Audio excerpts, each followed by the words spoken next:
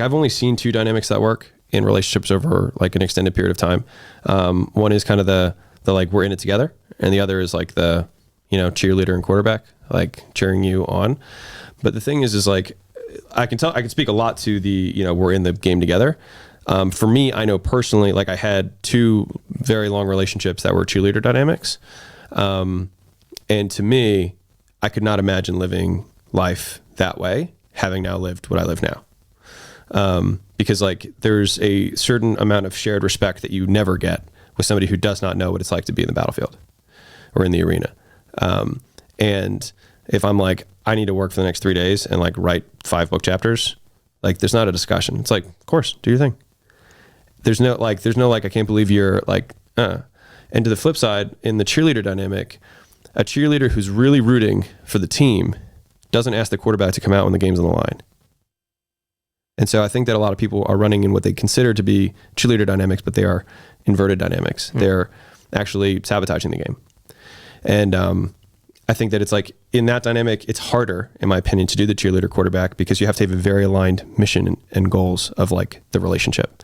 It's easier to do that in the dynamic that you're working together because it's so clearly stated with the mission and the goals of like, this is where I want to go and this is how I want to get there. And like, do you want to come with me? And then you're very much operating on this shared sense of reality. And it also becomes difficult for entrepreneurs, in my opinion, now, like, I mean, I'm sure you've seen plenty of people get divorces as they get older and whatnot, is that like, if you're like, all right, this will be interesting. Mm-hmm. So typically when people become attracted, so Esther Perel, if you've heard of her, she's really interesting, like relationship person. She's like one of the top TED Talks on it. I think it's called Mating Captivity is her book. But in the beginning, you have kind of this mystery because you don't know each other, and that's what creates like the excitement, right? And as you get to know each other over time, you swing like from mystery to familiarity, right? You get a little bit more security, you get to know each other better, and it feels like more and more amazing. And so what you do is you just keep trying to do that, right? But what ends up happening is that you overcorrect, and then you become siblings. And then it's like, well, that's not good. And so it's not a problem to be solved, but a dichotomy to be managed, right? In terms of like how much space do you create versus how much familiarity. What happens when people, like entrepreneurs specifically, like have their business and they have the wife, they spend more time in the beginning and all of a sudden they don't spend as much time together and then they grow apart because they're also exposed to different stimuli, right? And so you adapt to the stimuli that you have and then you grow apart. On the flip side, if you're in my scenario where we're like doing the same thing together, the downside of this one, these couples make 5 times more money than any of the other versions that I just said. But you can become too familiar and then you just become siblings. So for us, we actually create more space. So it's like we try to work on separate sides of the house. We don't attend the same meetings. So like at the end of the day, we can sit down at dinner and be like, how was your day? And she can tell me something rather than me saying like, oh, I was there, I know, right? Yeah. And so the happiest couples are actually couples that have, both have careers that are not necessarily together. So on average, these couples are the ones that, because they have a shared goal in terms of like, this is what we want to do. They have shared values in terms of how they want to get there. And they respect one another and they respect each other's goals. And then they walk kind of in parallel. So you've got the, like, I'm working the entrepreneur and you've got the stay-at-home wife. There's many times everyone's seen that one go wrong.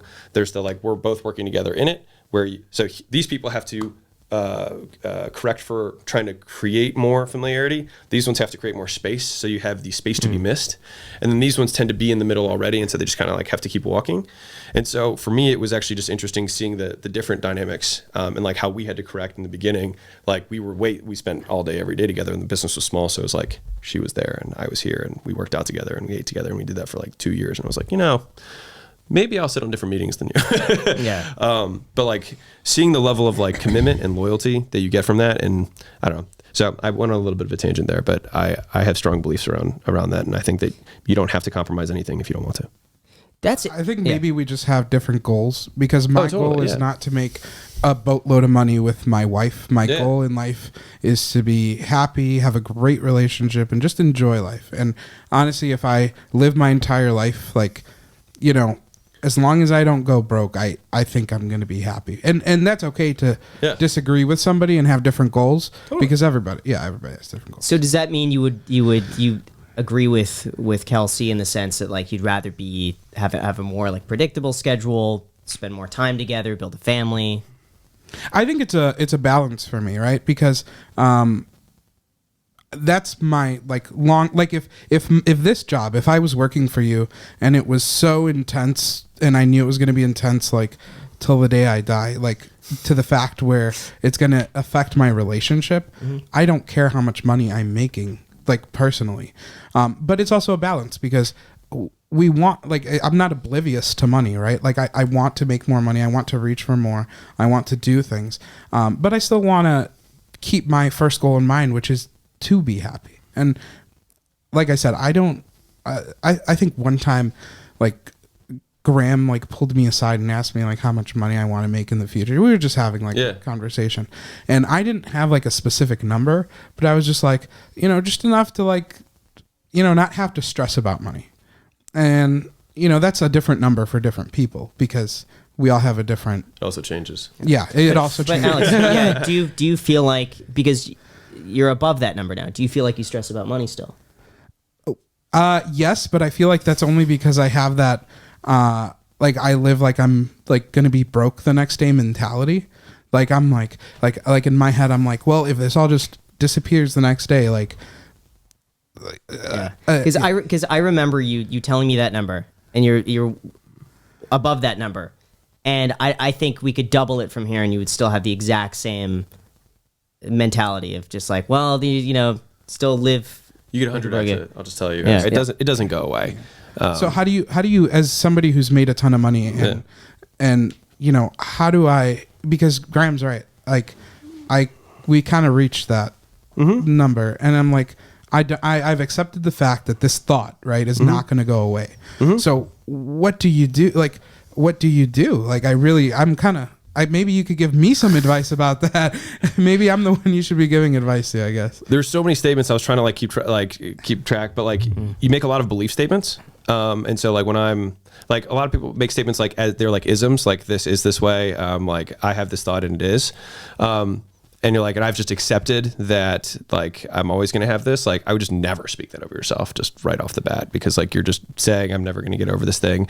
Like the statement you said earlier about like, at the end of the day, I just want to be happy. Like when you admit that you just want to be happy, then what happens is you create a deficit between your current reality and happiness, which means that it doesn't matter what happens because there will always be happiness that is outside of yourself. Does that make sense? Kind of, yeah. I mean, but I would consider myself happy. No, he didn't get that at all. No, Alex, I got it because I'm like looking at Jack like, oh man. But I thought, okay, so here's my interpretation of it. If I'm telling myself that I just want to be happy, then I will never be happy. Correct. That's what you're saying. Yeah, Correct. no, I understand what you're saying. Right. But I'm telling you right now that I am happy now. Good. So, but okay. Wait, Graham, what? Do you still think I don't understand that? No. No, but I think so like deficits occur when we speak desires, right? And so I love this statement. A desire is a contract we make with ourselves to be unhappy until we get what we want. And so whenever we state a desire, like I want this amount of money, I want whatever, you literally sign a contract that says like, I won't be unhappy until that happens. Right. And so like I had this thing earlier on where I was like, I want to have meaning. I want to have great meaning in my life. And I was talking to a guy who made a lot more money than me. And he was like, because I asked him, I said, how do you create and destroy meaning in your work? That was the question I asked him on a podcast.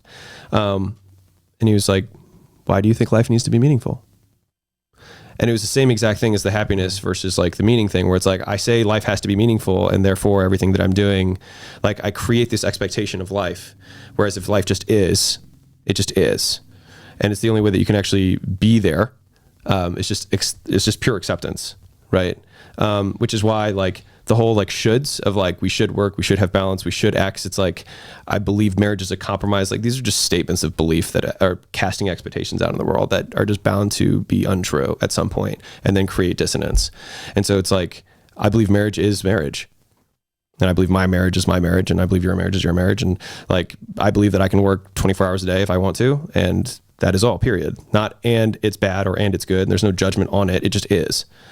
And so like if I get dopamine secreted in my brain when I start working, cool. Like, and I will optimize for dopamine. And if I die, I know that in 1,000 generations, nothing I do anyways is going to matter. So who cares? Like, that's like the opening thing in my book is like, there are no rules. Like we live in this shoulds and have tos and like happiness. Everyone talks about it. And it's just like, everyone is unhappy because they say they want to be happy rather than being like, accepting like fuck happiness. Like I just am, period. And then like, I don't need to judge the am, it just is.